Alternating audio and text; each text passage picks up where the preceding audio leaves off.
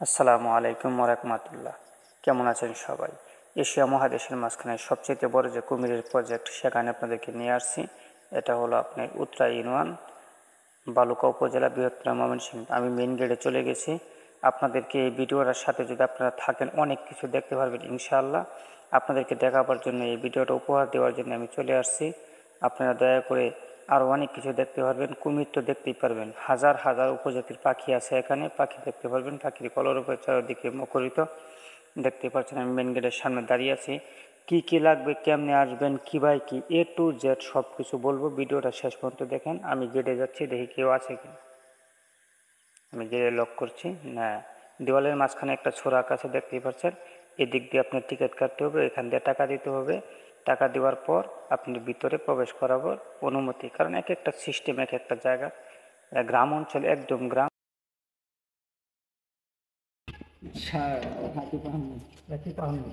আপনি কতদিন ধরে এই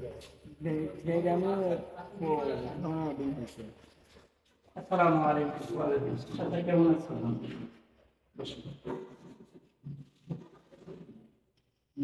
আমরা এখন টিকিট কাটছি চাচার কাছ থেকে। মুরব্বীর সাথে আমার বাবার বয়সের বয়স, ওনার সাথে কিছু কথা বলবো, তারপরে আপনাদের সব প্রজেক্টটা ঘুরে ঘুরে দেখাবো। কত টাকা করে টিকিট দাদা? 150 টাকা। এক একটা টিকিট 150 টাকা। আপনি সকালে আসছেন, সারাদিন থাকবেন, কোনো সমস্যা নেই। এর আগে আমি একবার আসছিলাম, চাচার সাথে কথা বলে গেছি দিয়ে, তারপরে আজকে ইনশাল্লাহ ভিজিট করার জন্য আসছি। ভবানীপুর, জি বাবা, বারবার বাড়ি পাশে আপনি একটু লোকেশনটা একটু বলেন সুন্দর। আমরা চাচার কাছ থেকে লোকেশনটা জানবো। আপনারা ঢাকা থেকে বা ঢাকার বাইরে থেকে যে জায়গা থেকে আসবেন, কি করে আসবেন, এই জায়গায় কেমনে আসবেন, আপনি বলেন শুধু। 150 টাকা টিকিট বর্তমান বাবুবাজার হিসাবে 150 টাকা এটা কিছু না। এত সুন্দর একটি জায়গা পরিদর্শন করতে গেলে 150 টাকা কিছু না। অনেক বড় বড় ঢাকা শহরে যদি আমরা যখন যাই, তখন আমাদের একটা পার্কে গেলে, বিভিন্ন বড় ধরনের কোনো প্লেসে গেলে আমাদের 500-600 টাকা টিকিট লাগে। এই হিসাবে আমাদের গ্রাম অঞ্চলে 150 টাকা টিকিট, এটা একদম সস্তা। বর্তমানে যে বাবুবাজার, ওই হিসাবে একদম সস্তা।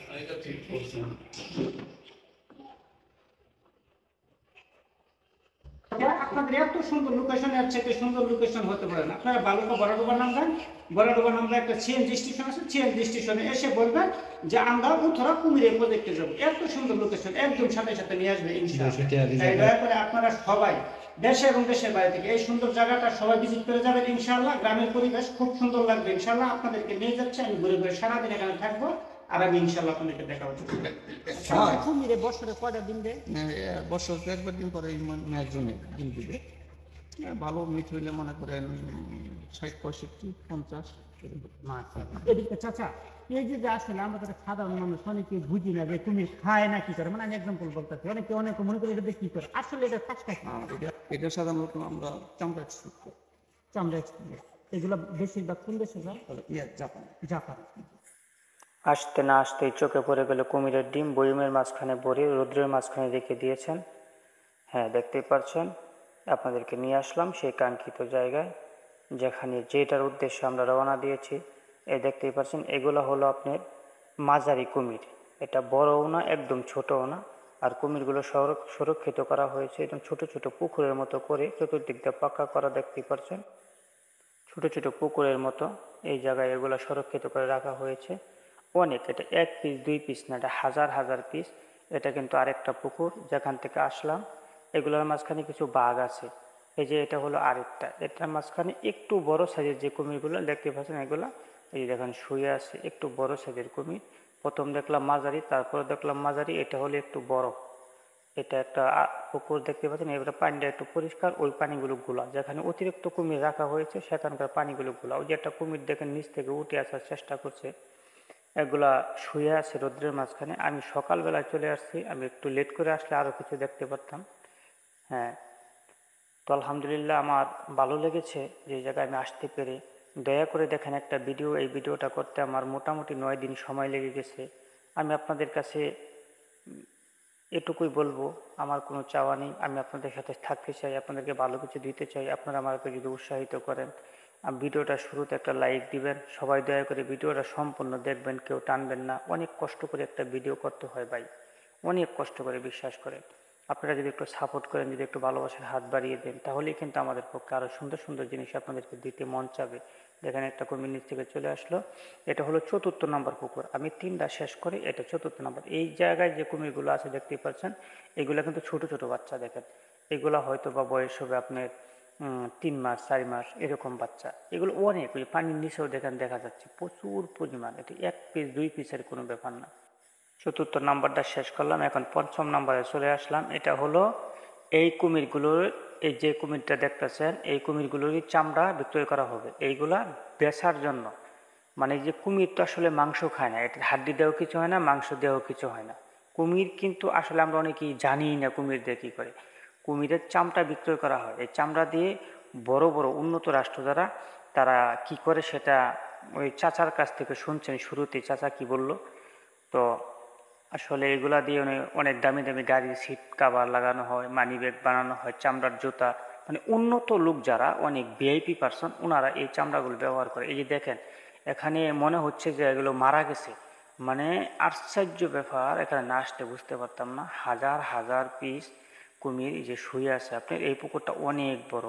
এটা পুকুরের অংশ কম, শুকনার অংশটাই বেশি। মানে এগুলো মনে হয় শোয়ার জন্য। এই যেটা হলো আপনার 6ষ্ঠ নাম্বার পুকুর।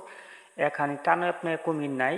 এই কুমিরগুলো সব পানির মাঝখানে। দেখেন এই যে পানির মাঝখানে সাঁতার কাটতে, পানিতে যে জঙ্গলের মতো দেখা যায়, মনে হচ্ছে ময়লা। এগুলো ময়লা নয়, যে দেখেন পানিতে কিন্তু হাঁটছে। এটা 8ম নাম্বার। আমি 8ম নাম্বার পুকুরে চলে আসলাম। এইগুলোও দেখেন টানে ঘুমাচ্ছে। আর এই দেন হাজার শতে শতে পিস, ওই যে নিচে দেখেন জমি পানি পুকুরে এই যে সাঁতার কাটছে। আমরা তো ক্যামেরা নিয়ে গেছি, তা আমাদের শব্দ শুনে এই কুমিরটা আমাদের দিকে দৌড়েই আসতেছে। মানে দৌড়েই আসতেছে, মানে ক্ষুধা লাগছে সম্ভবত। এরকম একটা পরিস্থিতি দেখলেন। এখানে খুব সাবধান বলতে কোনো সমস্যা নেই। এই দেখেন এই পুকুরের পানিটা একটু একটু পরিষ্কার, একদম টলটলা পানি। আর অন্যটি যেটা দেখলাম ময়লা। এইখানেও বড় বড় কুমির রাখা আছে, যে কুমিরগুলো সাধারণত বিক্রয় করার মতো। দেখেন অনেকক্ষণ সময় আপনাদেরকে বলছিলাম শুরুতেই যে আমি অনেক কিছু আপনাদেরকে ইনশাল্লাহ দেখাবার চেষ্টা করব। দেখেন আমি মানুষ, আমার ভুলভ্রান্তি হতে পারে। আমি যতটুকু সম্ভব আপনাদেরকে ভিডিওটা সুন্দর করে উপস্থাপনা করার আমি চেষ্টা করেছি। আপনাদের কাছে কেমন লাগছে সেটা আপনারা জানেন। সুন্দর একটা করে কমেন্ট করবেন।